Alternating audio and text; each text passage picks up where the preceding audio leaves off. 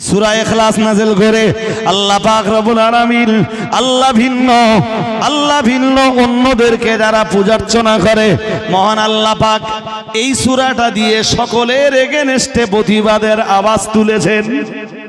সুবহানাল্লাহ। আর একটু মন খুলে বলেন, যারা তিন খোদায় বিশ্বাসী ছিল ওদের বিরুদ্ধে আল্লাহ প্রতিবাদের আওয়াজ তুলেছেন। শুরুতেই বলেছেন কুল হুয়াল্লাহু আহাদ। আর একটু মন খুলে বলেন, কারোর দেবতা যদি হয় 25 জন, বুঝতে হবে ওর বিরুদ্ধে প্রতিবাদের জন্য সূরা ইখলাসের প্রথম আয়াতটাই যথেষ্ট। হে রাসূল আপনি বলুন তিনি আল্লাহ এক। তিনি আল্লাহ এক মানে যে 25টাই বিশ্বাসী তার বিরুদ্ধে প্রতিবাদ হচ্ছে, তাকে নাকচ করে দেওয়া হচ্ছে। যে যে দুই খোদায় বিশ্বাসী, তিন খোদায় বিশ্বাসী, কেউ যদি বলে যে আমার দেবতা 1 কোটি, জানবেন ওরও প্রতিবাদের জন্য সূরা ইখলাসের ওইটুকু অংশ যথেষ্ট। কোনটুকু অংশ? কুল হুয়াল্লাহু আহাদ। তারপর পড়েন আল্লাহুস সামাদ। তারপর লাম ইয়ালিদ মানে কি? আল্লাহ বলেন তিনি কাউকে জন্ম দেননি। তিনি মিন্স আল্লাহ। আল্লাহ কাউকে জন্ম দেননি। আল্লাহর কোনো ছেলেও নেই, মেয়েও নেই। সুবহানাল্লাহ। আর একটু মন খুলে বলুন, খ্রিস্টানরা কি বললো? বললো ঈসা আল্লাহর বেটা। ঈসা আল্লাহর। মুসলমানরা কি বললো? কথা বলেন মুসলমানরা কি বললো? মুসলমানরা বললো লাম ইয়ালিদ, আল্লাহর কোনো ছেলে নেই, মেয়েও নেই, আল্লাহ তো কাউকে জন্ম দেননি। সুবহানাল্লাহ। ছেলে মেয়ে সব কিছু থেকে আমার আল্লাহ পবিত্র, এটা মুসলমানদের বিশ্বাস। খ্রিস্টানদের বিশ্বাস ঈসা আল্লাহর বেটা, ইহুদিদের বিশ্বাস ওজায়ের আল্লাহর বেটা, মুশরিকদের বিশ্বাস ফেরেশতারা আল্লাহর মেয়ে। নাউজুবিল্লাহ। আরেকটু জোরে বলেন। অথচ পৃথিবীতে কি বলেছিলাম? খ্রিস্টান সবচেয়ে, মনে নেই ভুলে গেছেন, সবচেয়ে উবায়। যারাই তিন খোদায় বিশ্বাসী তাদের জায়গা সব কোথায়? তো ওইটাই তো আল্লাহ সূরা আরাফের 179 নম্বর আয়াতে আল্লাহ বলেন ওয়ালাকাদ যারানা লি জাহান্নামা কাসীরাম মিনাল জিন্নি ওয়াল ইনসি। মহান আল্লাহ জানিয়েছেন অধিকাংশ মানব আর অধিকাংশ জিনকে আমি সৃষ্টি করেছি জাহান্নামের জন্য। বলুন নাউজুবিল্লাহ। আরো আওয়াজ দিয়ে বলেন। শুধু এখানে ঈসাইরা নয়, শুধু এখানে খ্রিস্টানরা নয়, যদি গভীরভাবে বুঝতে হয় আমি আগে আয়াত পড়ে বুঝিয়েছিলাম। মহান আল্লাহ জানিয়েছেন ওমাইয়াবতাগি গায়রাল ইসলামি দীনা ফালা ইকবালা মিনহু। মহান আল্লাহ জানিয়েছেন কেউ যদি ইসলাম ভিন্ন অন্য কোন ধর্মের অনুসারী হয় তা আমি আল্লাহ পাক রব্বুল আলামিন ঘোষণা দিচ্ছি তার পক্ষ থেকে তার পালিত ধর্মকে কবুল করা হবে না। তাহলে এখানেও আপনাকে বুঝতে হবে তাম পৃথিবীতে ইসলাম ভিন্ন যত ধর্ম রয়েছে কোন ধর্মের অনুসারীদের আল্লাহ অ্যাকসেপ্ট করবেন না। এদের সকলের জায়গা। এবার বলুন বেশি অংশ মানুষ জাহান্নামী হলো না জান্নাতি হলো? আল্লাহ এই আয়াতে ওইটাই বলতেছেন। সূরা আরাফের 9 পারা, সূরা আরাফ খুলে দেখবেন। সূরা আরাফের 179 নম্বর আয়াতে শুরুতেই বলতেছেন ওয়ালাকাদ যারানা লি জাহান্নামা কাসীরাম মিনাল জিন্নি ওয়াল ইনসি। আমাদের চেয়ে জিনেরা আরো বেশি বদমাইশ। মানুষ যত দুষ্টু এর চাইতে জিনেদের দুষ্টুমি আরো অনেক।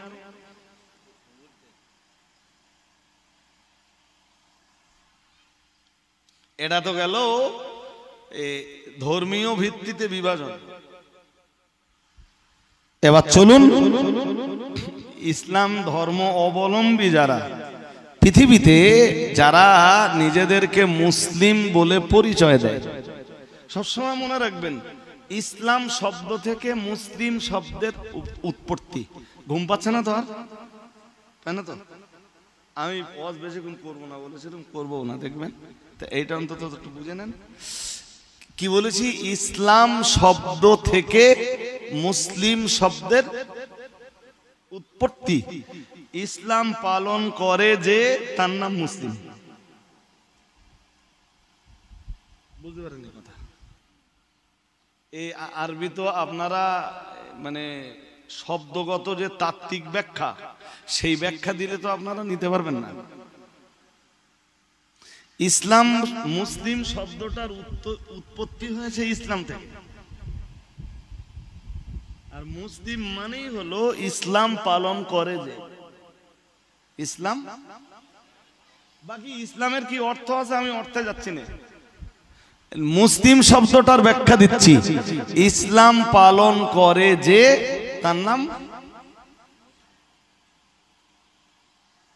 ছাত্রছাত্রীদের পড়ায় যে, তা কি বলে? মাস্টার বলে। কি বলে? বেশ, মাস্টার বলে, স্যার বলে। আচ্ছা, এই কথাটার উত্তর দেন দিন যে কেউ আগে ছাত্রছাত্রী পড়ায় না আগে লোকে তাকে মাস্টার বলে? আমার কথা বুঝে উত্তর দেন। আমি মাস্টার কখন হব? ছাত্রছাত্রী পড়ানোর আগে না পরে? আপনি চাষি কখন হবেন? চাষ করার আগে না পরে? চাষ করার আগে।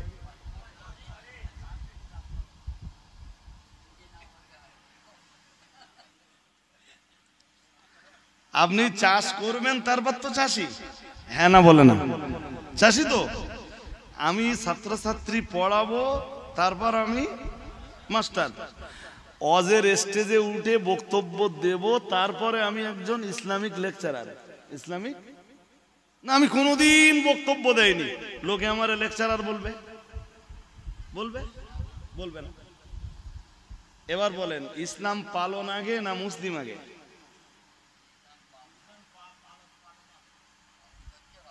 এবার এই কথাটা বুঝতে পারতেছেন?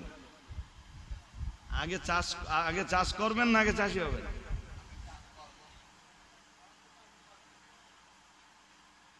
সব যদি আগে হয়, তাহলে আগে ইসলাম পালন করবেন, তারপর আপনার নাম। আগে চাষ করবেন, তারপর আপনি চাষি। আগে আমি ছাত্রছাত্রীদের পড়াবো, তারপরে আমি মাস্টার। আগে আমি বক্তব্য রাখবো, তারপর আমি বক্তা। তাই তো?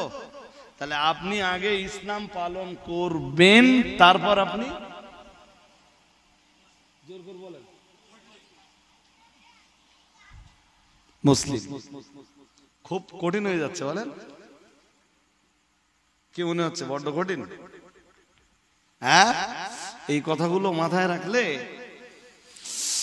এবার চলুন আমি ইসলাম কাকে বলে এইটা বলে দেই। ইসলাম কাকে বলে এইটা বুঝে ফেললে মুসলিম কাকে বলে এটা বোঝা সহজ হয়ে যাবে।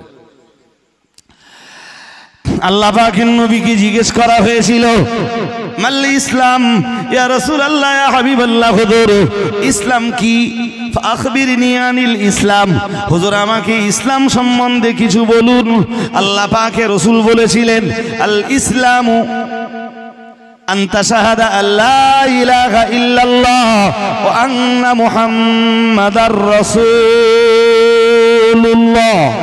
ওয়া তুকিমাস সালাতাল মাকতুবাতা وتقيم الصلاة المكتوبة وتؤتي الزكاة وتصوم رمضان والحج أو كما قال عليه السلام। প্রিয় নবী মুহাম্মদুর রাসূলুল্লাহ সাল্লাল্লাহু আলাইহি ওয়াসাল্লাম বললেন, পাঁচটি জিনিসের যোগফলের নাম ইসলাম। সুবহানাল্লাহ। আরেকটু মন খুলে বলেন, কটা জিনিস বলুন তো? পাঁচ জিনিসের যোগফলের নাম ইসলাম। আমি লম্বা বলছি না, শুধু ধরিয়ে দিচ্ছি। প্রথমটা কালেমা, লা ইলাহা ইল্লাল্লাহ। সবাই পড়ুন, মুহাম্মাদুর রাসূলুল্লাহ। দুনিয়ার সমস্ত খেয়াল ত্যাগ করে পড়ুন লা ইলাহা ইল্লাল্লাহ মুহাম্মাদুর রাসূলুল্লাহ। আল্লাহর দিকে মনোনিবেশ করে এবার পড়ুন লা ইলাহা ইল্লাল্লাহ মুহাম্মাদুর রাসূলুল্লাহ সাল্লাল্লাহু আলাইহি ওয়াসাল্লাম। এক, এটা এক। দুই, নবীজি বললেন তুকিমাস সালাতাল মাকতুবাতা। মাকতুবা মানে ফরজ। দুই নম্বরে লিখিত নামাজগুলো আদায় করা। লিখিত নামাজ মানে ফরজ নামাজ। লিখিত নামাজ মানে কিসের কিসের ডেফিনেশন এটা ইসলামের? একে কি? এই মর্মে সাক্ষ্য দেওয়া যে আল্লাহ ছাড়া কোনো উপাস্য নেই এবং হযরত মুহাম্মদ সাল্লাল্লাহু আলাইহি ওয়াসাল্লাম তার প্রেরিত মেসেঞ্জার বা রাসূল। জি, এই দুটো কথা সাক্ষ্য দেওয়া। দুই, তুকিমাস সালাতাল মাকতুবাতা, লিখিত নামাজগুলো প্রতিষ্ঠা করা। লিখিত নামাজগুলো প্রতিষ্ঠা বোঝেন? আদায় না, আদায় তো এক জিনিস। আদায় সবাই করে নামাজ। নামাজের ইকামাতের আলাদা ব্যাখ্যা। ইকামাতের ব্যাখ্যা দিলে শুধু সালাতের ইকামাতের ব্যাখ্যা দিলে কমপক্ষে 2 ঘন্টা ব্যাখ্যা দেওয়া যাবে যে ইকামাত কাকে বলা হয়। যেটার যার বাংলা হলো প্রতিষ্ঠা। প্রতিষ্ঠা কাকে বলা হয় নামাজের? এই সংক্ষিপ্ত পরিসরে এতটুকু বলছি যে 2 ঈদের দিন এলো ওর নাম সালাতের প্রতি ইকামা নয়। যে শুধু জুমার দিন এলো ওর নাম সালাতের ইকামা নয়। যে শুধু মাগরিবের নামাজ পড়লো ওর নাম সালাতের ইকামা নয়। যে মাগরিব পড়লো, এশা পড়লো, ফজর পড়লো কিন্তু জোহর পড়লো না, ওর নামও সালাতের ইকামা নয়। ইকামা কোনটা? ফজর পড়বেন, জোহর পড়বেন, আসর পড়বেন, মাগরিব পড়বেন, এশাও পড়বেন, আজও পড়বেন, কালও পড়বেন, পরশুদিনও পড়বেন, তারপরের দিনও পড়বেন, সারা মাস পড়বেন, পরের মাস পড়বেন, সারা বছর পড়বেন, শেষ নিঃশ্বাস পর্যন্ত সালাত আদায় করবেন। এর নাম হলো আপনার জীবনে সালাতের ইকামা। নবীজি ওই জন্যই 2 নম্বরে বলতেছেন তুকিমাস সালাতাল মাকতুবাতা, লিখিত নামাজগুলোকে নিজের জীবনে কায়েম করা, নিজের জীবনে প্রতিষ্ঠা করা।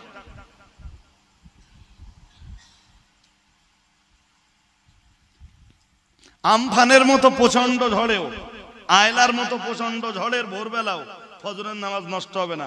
যদি কখনো নষ্ট হয়, বাইদি ভাই হতে পারে, কোনো ওয়াক্ত যদি নষ্ট হয়, পরের ওয়াক্তের হয় নামাজের আগে অথবা পরে ওই নামাজ আদায় হয়ে যাবে। তার নাম সালাতের প্রতিষ্ঠা।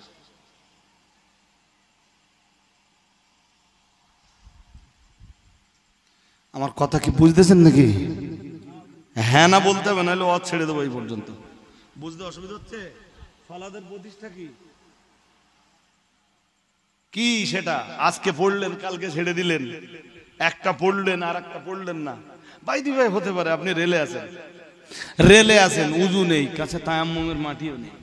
আপনি যে রেলের সিটে বসে ইশারা নামাজ পড়বেন, নো কন্ডিশন। না উজু আছে না তায়াম্মুমের মাটি আছে, কি করবেন? আসরের নামাজ চলে গেছে রেলে বসে বসে।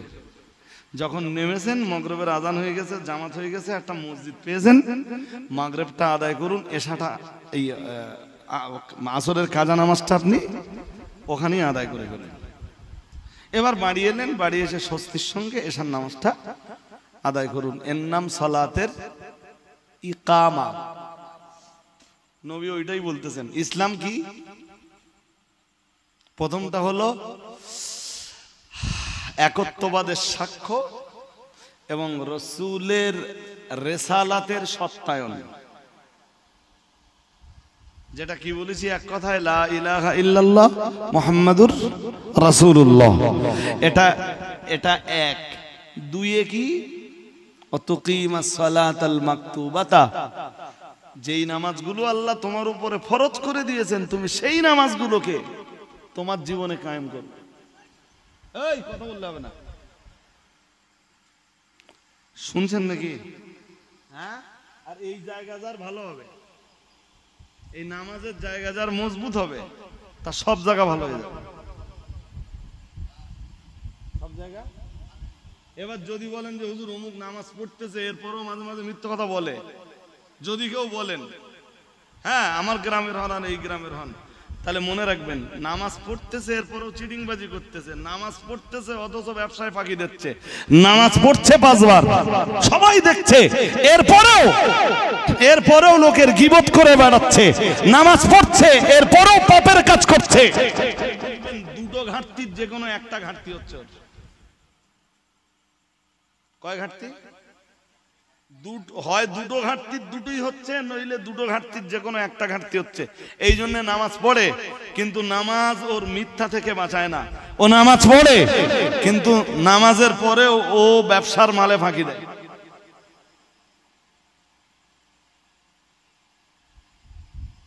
এসব ব্যাখ্যা করতে গেলে অনেক সময় লাগবে, তবু একটু বলে দেই। প্রথম ঘাটতি হলো বাহ্যিক ঘাটতি। প্রথম ঘাটতি ফজরে মসজিদে এসছে, জোহরে মসজিদে এসছে, আসরে মসজিদে এসছে, এশায় মসজিদে এসছে, মাগরিবে মসজিদে এসছে, কোনো ওয়াক্ত মিস নেই, অথচ এত নামাজ কালাম পড়ে কিন্তু সুযোগ পেলি মিথ্যা কথা।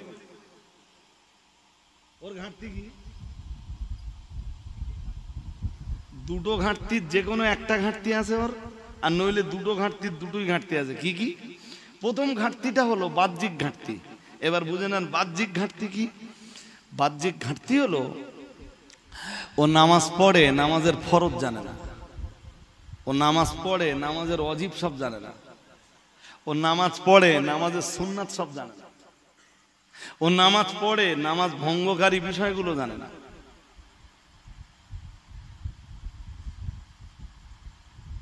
বসিরহাট হুজুর কেবলা নামাজ শিক্ষা পড়ে একটু দেখে নেবেন যে নামাজের কি কি ফরজ আছে।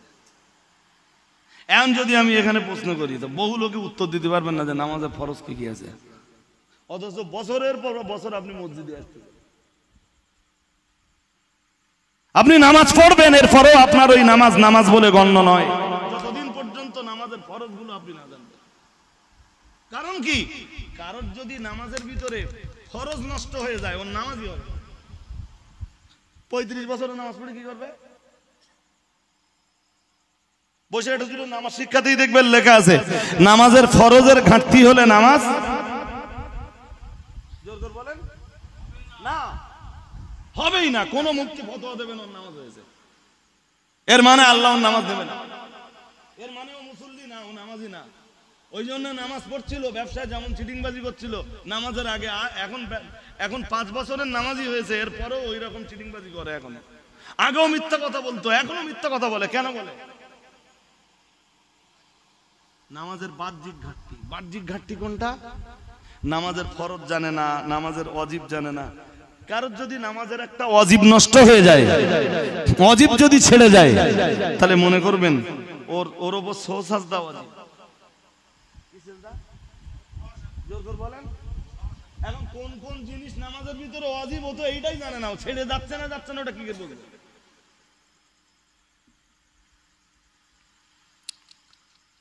আমার কথা কি বুঝতে খুব অসুবিধা হচ্ছে নাকি? এইসব কথা ওয়াজ নসিহতের মজলিসে খুব কম আলোচনা হয়। এই জন্য নামাজ পড়েই যাচ্ছে, মিথ্যা কথা বলেই যাচ্ছে, নামাজ পড়েই যাচ্ছে, গীবত করেই যাচ্ছে, নামাজ পড়েই যাচ্ছে, লোকের সমালোচনা করেই যাচ্ছে, নামাজ পড়েই যাচ্ছে, অথচ হারাম উপার্জন করেই যাচ্ছে। ওর হারাম উপার্জন বন্ধ হবে না। কেন বন্ধ হবে না? নামাজের বাহ্যিক ঘাটতি। বাহ্যিক ঘাটতি কি? ও নামাজের ফরজ জানে না, ওয়াজিব জানে না, সুন্নাত জানে না, ওর নামাজ হয় না। নামাজ এবার যদি আপনি বলেন যে হুজুর ও নামাজের নিয়ম কানুন সব জানে, ফরজ জানে, ওয়াজিব জানে, সুন্নাত জানে, মুস্তাহাব জানে, নামাজের কোন জিনিসগুলো নামাজ ভঙ্গকারী জিনিস সেগুলো জানে, তাহলে জানবেন ওর আরেকটা ঘাটতি আছে। সে ঘাটতির নাম আত্মিক ঘাটতি। এসব কথা বাংলায় বলতেছি, তাও আপনারা হয়তো মনে রাখতে পারবেন না। আরেকটা ঘাটতির নাম আত্মিক ঘাটতি। আত্মিক ঘাটতি কিরকম জানেন? এই মসজিদে নামাজ পড়তেছে, ওর মন মাঠে ঘুরে বেড়াচ্ছে, ও নামাজের ফরজ ওয়াজিব সুন্নাত সব জানে, নামাজ পড়তেছে এখানে, দেহ এখানে, আর মন কোথায়? আসরের নামাজ পড়তেছে আর হিসাব করতেছে আজকে হাটেকে কত টাকা জনের দাম দিতে হবে।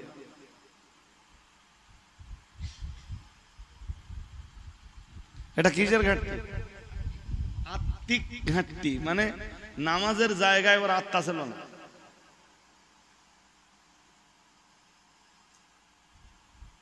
আর নইলে একজন মানুষ যখন পাকাপাকি নামাজি হয়ে যাবে, পৃথিবীতে যত পাপ আছে নামাজ ওকে সমস্ত পাপ থেকে বাঁচাবে। আর একটু মন খুলে বলুন, এটা কোরআনের কথা। কোথাকার কথা? 21 পারার প্রথম পৃষ্ঠার প্রথম লাইনে আল্লাহ বলেন ওয়াকিমিস সালাতা, আল্লাহ পাক রব্বুল আলামিন জানিয়েছেন তুমি সালাত কায়েম করবা। আমি আল্লাহ পাক রব্বুল আলামিন বলছি ওয়াকিমিস সালাতা, তুমি সালাত প্রতিষ্ঠা করবা। ইন্নাস সালাতা তানহা আনিল ফাহশাই ওয়াল মুনকার, মহান আল্লাহ জানিয়েছেন নিশ্চয়ই তোমার জীবনের সালাত তোমার তামাম জীবনের পাপ থেকে রক্ষা করবে। আর একটু মন খুলে বলেন, তুমি সালাত আদায় করবা। আমরা যেন প্রশ্ন করলাম আল্লাহ সালাত আদায় করে কি পাবো? আল্লাহ বললেন সালাত আদায় করে কি পাবি? পৃথিবীতে যত পাপের কাজ আছে তোর সালাত নামের ইবাদত সমস্ত পাপ থেকে তোকে রক্ষা করবে। আর একটু মন খুলে বলুন, এইবার বলুন যে সালাত আমরা কায়েম করি বা সালাত আদায় করি, এরপরেও আমরা পাপ থেকে বিরত থাকতে পারি না কেন? দুটো কারণ, দুটো ঘাটতি, হয় দুটোই আছে আর নইলে দুটো ঘাটতির যে কোনো একটা ঘাটতি আছে। এই দুই ঘাটতির দুটোই যেদিন পূর্ণ হবে সেদিন আপনি নামাজ কায়েম করে মসজিদ থেকে বার হবেন বা মুসাল্লা থেকে বার হবেন, আপনি 5 বারের নামাজি হবেন, সেদিন দেখবেন আপনার জবান দিয়ে আর মিথ্যা কথা বার হচ্ছে না। কাউকে ঠকানোর মতো মানসিকতা আপনার ভিতরে আর নেই। সেদিন আপনি দুনিয়ার সন্তান নন, সেদিন আপনি আখিরাতের সন্তান। সেদিন আপনি ভাববেন যে আমার মৃত্যুর বিছানায় আল্লাহর রহমতের ফেরেশতারা আমার দৃষ্টি বরাবর বসে যাবে। আমি ডান দিকে তাকাবো, শুধু দেখবো আমার দৃষ্টি বরাবর আল্লাহর রহমতের ফেরেশতারা বসে আছেন। আমার মৃত্যুর বিছানার আমি বাম দিকে তাকাবো, দেখবো আমার দৃষ্টি বরাবর আল্লাহর রহমতের ফেরেশতারা বসে আছেন। আমার সেদিন আপনি ভাববেন যে আমার জানটা ঘুম পাচ্ছে আপনাদের নাকি? হ্যাঁ, কিছু মারাত্মক কথা আপনাদের আজকে বলে দিলুম। এই কথাগুলো নিয়ে একটু ভাববেন, দেখবেন এর ভিতর থেকে এখন অনেক কথা বার হবে। নিজেরা একটু ভাবলে, গবেষণা করলে, চিন্তা ভাবনা করলে বার হবে। জি, আর ঠিক এইভাবে যদি আপনি সালাত আদায় করতে পারেন, আপনি সেদিন বিশ্বাস করবেন যে আপনার জান কবজের সময় আল্লাহর রহমতের ফেরেশতারা আপনার রুহটাকে জড়িয়ে নিয়ে যাওয়ার জন্যে বেহেশতি কাফন নিয়ে হাজির হবেন। আর একটু মন খুলে বলেন, শুধু তাই না, ওদের কাছে বেহেশতি হানুত থাকবে। হানুত, হানুত বোঝেন? হানুত বোঝেন? বোঝেন না। হানুত হলো ওই মরা মানুষের কাফনে যে, বা মানুষ মারা গেলে গোসল করানোর পরে বিভিন্ন সুগন্ধি দেওয়া হয় না? হ্যাঁ না বলে না? ওই সুগন্ধির নাম হলো আরবিতে বলে হানুত। কি বলে? হানুত। যেই দিন আপনার নামাজ আপনাকে সমস্ত পাপ থেকে বাঁচাবে, আপনি জানবেন যে আপনার মৃত্যুর বিছানায় ফেরেশতারা বেহেশতি কাফন আর হানুত নিয়ে হাজির হয়ে যাবে।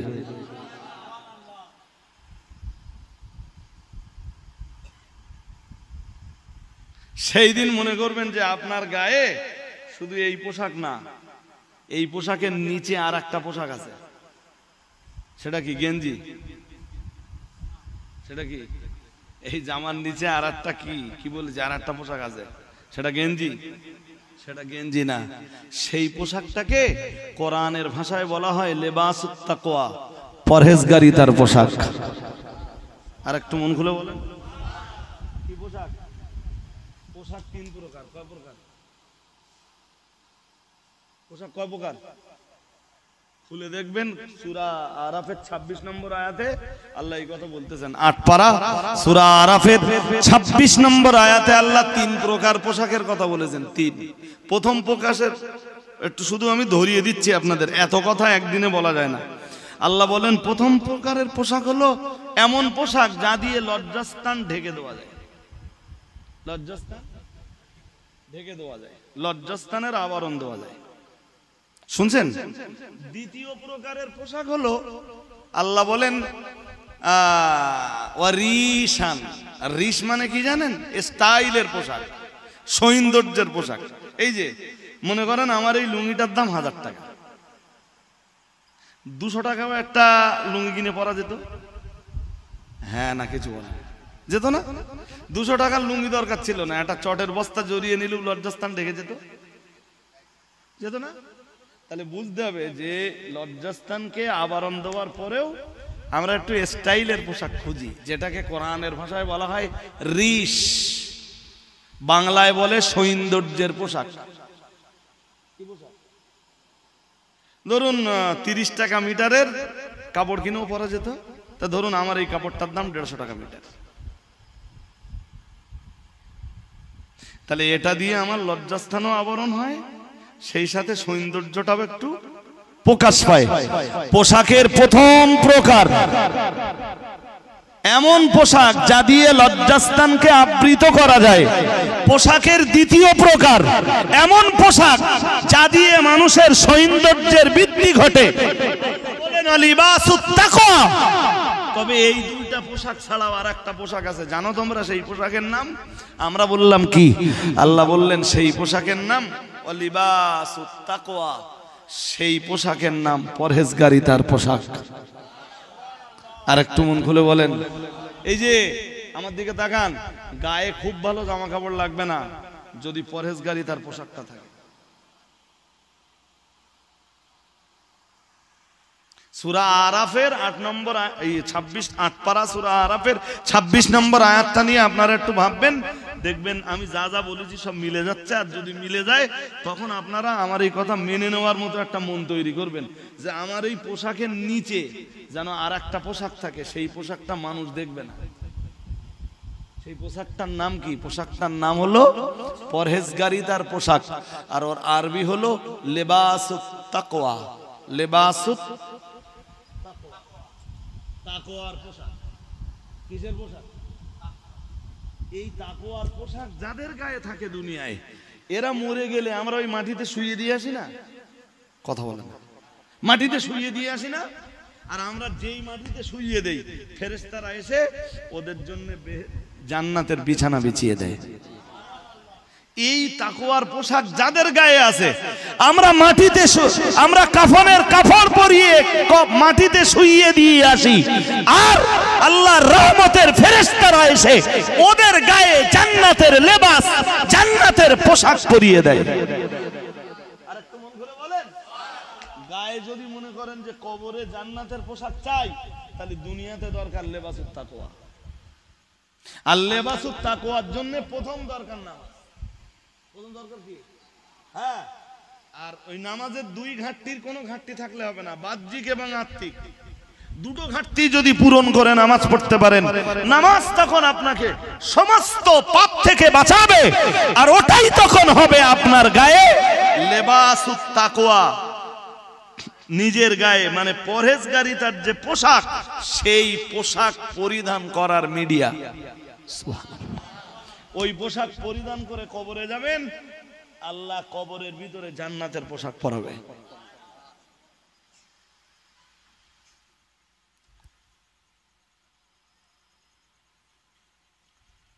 আমাদের নবী সাধারণত মানে জামা কাপড় যা ব্যবহার করতেন সেগুলো খুব একটা সৌন্দর্যের না। আমাদের নবী খুব অর্ডিনারি ধরনের জামা কাপড় ব্যবহার করতেন। এই যে চাদর একটা ব্যবহার করতেন, ছিঁড়ে গেছে, তালি দেওয়া। সুবহানাল্লাহ। আর একটু মন খুলে বলেন, লুঙ্গি একটা ব্যবহার করতেন মোটা কাপড়ের, যাতে সহজে না ছেড়ে। সহজে বালিশ একটা মাথায় দিতেন খেজুরের ছাল ভর্তি করা। কি ভর্তি করা? আমাদের রসুলের গায়ে দুনিয়ার সৌন্দর্যের পোশাক ছিল না, কিন্তু পোশাক ছিল কিসের? বলুন, এত দেরি হচ্ছে কেন? তাকওয়ার পোশাক। কিসের পোশাক?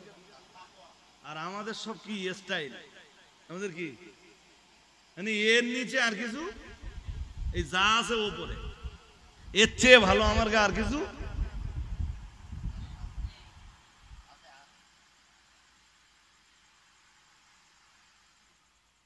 এই জন্য সবাইকে বলবো ওয়াজ বেশি শুনতে হবে না, দেখতে দেখতে। তাই আমি অনেকক্ষণ বলে ফেলেছি, এতক্ষণ বলবো না ভাবছিলাম। মনোযোগ দিয়ে আপনারা শুনছেন, আমার এই কথাগুলো একটু মনে রাখুন, একটু মনে রাখুন। সবার কাছে অনুরোধ, যারা নামাজ পড়ছেন ওই দুটো জিনিসের খেয়াল রাখবেন। আর মাদিন সাহেবও বলে গেছেন, তালিমের কথা বলেছেন না, বলেছে এইটাকে আপনারা একটা শিক্ষাঙ্গন বানান, বলতেছিলেন তো। অবশ্যই আপনি জানেন না কি দিয়ে ধর্ম করবেন। আপনি যদি নামাজের ফরজ না জানেন, তাহলে ফরজ আদায় করেন না। ফরজ আদায় করেন না মানে আপনার নামাজই হয় না, সহজ কথা। তাহলে আপনার কাজ কি? লজ্জা না করে, লজ্জার মাথা চিবিয়ে ইমামের কাছে বসে, হুজুর নামাজের ফরজগুলো কি কি আছে একটু আপনি এক এক করে বলেন দিন। বইয়ের ভাষা আমি ভালো বলতে পারবো না, আপনি একটু আপনার ভাষায় বলেন, দেখবেন হুজুর ফাইন করে আপনাকে হুজুরের ভাষায় আপনার মনে রাখবার মতো উপযোগী করে হুজুর আপনাকে আপনার কাছে উপস্থাপন করবে। তখন সেইগুলো আপনি একটু মনে রাখুন, কাজে লাগান। যারা একদম নামাজের আঙিনায় নেই তাদের সবাইকে বলবো নামাজের আঙিনায় আসুন। একটুখানি বাকি রয়েছে। কি বাকি আছে? ইসলামের প্রথমটা কালেমা, দ্বিতীয়টা বলুন, তৃতীয়টা যাকাত, তৃতীয়টা যাকাত। ওয়াতুতি যাকাতাল মাফরুদাতা। আল্লাহ রসুল বলেছেন ফরজ যাকাত। কি যাকাত? বহু লোকের উপরে ফরজ হয়ে গেছে, খবর রাখেন না সব।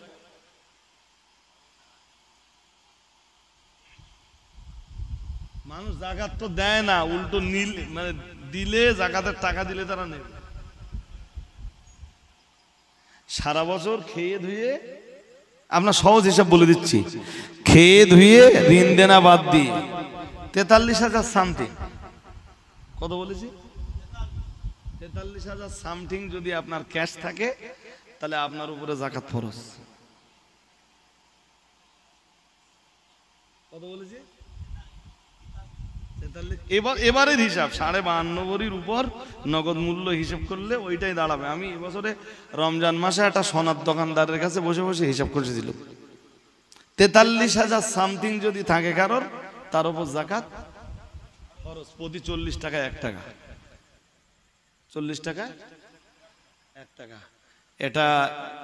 এটা নবীকে যখন ইসলামের সংজ্ঞা জিজ্ঞেস করা হয়েছিল, ডেফিনেশন জিজ্ঞেস করা হয়েছিল, নবী 3 নম্বরে বলেছিলেন যাকাত। 4 নম্বরে নবী বললেন তাসুমু রমাদান। রমজান মাসের, বলুন বলুন, তাড়াতাড়ি বলতে হবে, নাহলে আমার হয়ে গেছে, তবু আর দুটো কথা বলবো আর কি। রমজান মাসের রোজা রাখা। তাহলে কটা হলো? কালেমা, নামাজ, যাকাত আর রোজা। 5 নম্বরে ওয়া তাহুজ্জাল বাইতা। নবীজি বললেন হজ। 5-এ কি? জোর করে বলতে হবে, 5-এ কি? হজ আর যাকাত ধনীদের জন্য আপনি ছেড়ে দেন। আমরা যারা গরিব আছি আমাদের জন্য কয়টা? 5 - 2 কত হবে? ইকুয়াল 3। কত হলো? 3 হলো। 3টে আমাদের সবাইকে পালন করতে হবে। ধনী, নির্ধন, যারা ধনী আছে ওদের 2+ হবে, বাট যারা গরিব আছে ওদের 2- বা -2, তাই তো? 5 - 2, 3টে পালন করতেই হবে। কালেমা, নামাজ। এবার একটা মজার ব্যাপার শুনে নেন। আপনারা আমাকে কেউ একজনও জিজ্ঞেস করলেন না যে হুজুর কি ভাই, যে এত জিনিস রয়েছে ইসলামের, কিন্তু নবী এখানে 5 জিনিসে ইসলাম সীমাবদ্ধ করে দিলেন কেন?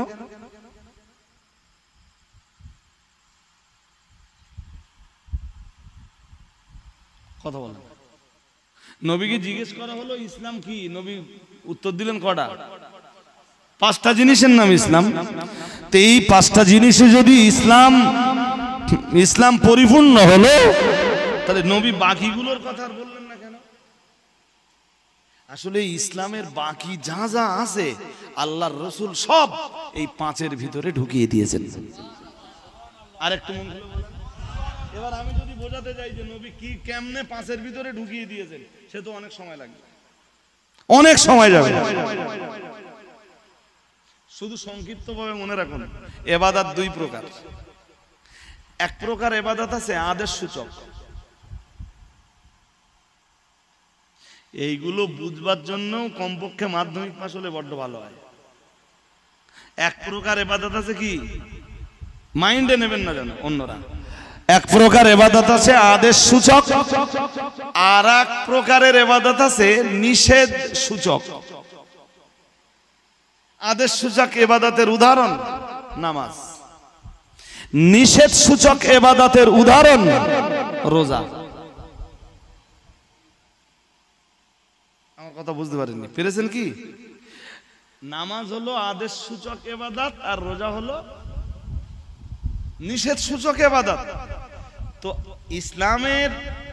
ইসলাম কাকে বলে, এর সংক্ষিপ্ত বিবরণ দিতে যে নবীজি 2 নম্বরে বললেন সালাতের ইকামত। এই সালাতের কথাটা বলে আদেশ সূচক যত ইবাদত ছিল সমস্ত ইবাদত রাসূলুল্লাহ এই সালাত নামীয় ইবাদতের ভিতরে ঢুকিয়ে দিয়েছেন।